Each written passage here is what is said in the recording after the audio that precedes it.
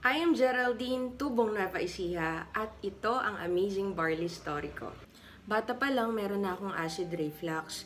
Napakahirap kasi limitado lang yung mga dapat kong kainin.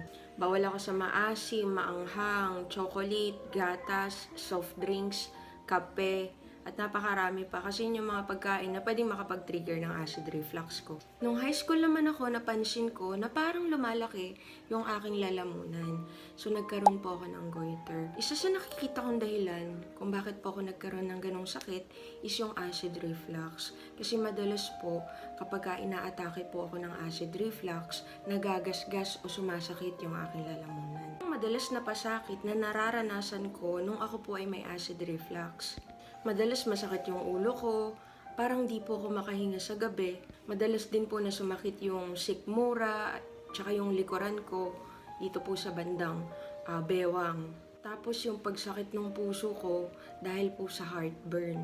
Nagsusuka din po ako ng mabula, maputi, tapos sobrang asim.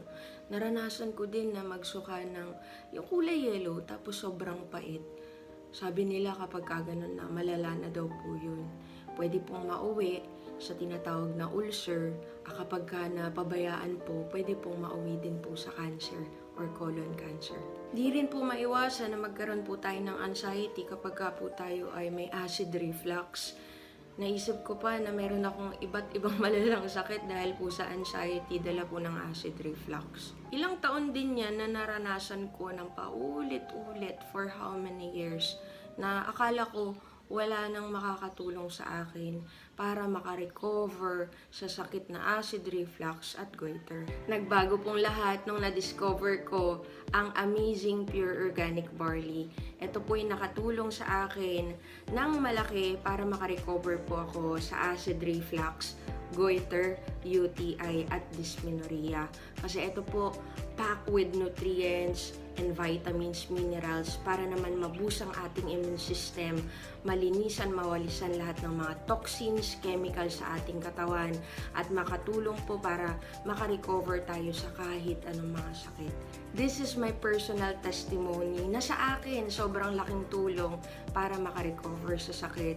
Kaya kung ikaw nanonood ng video na to, alam ko hindi aksidente na napanood mo to or pinapanood mo to.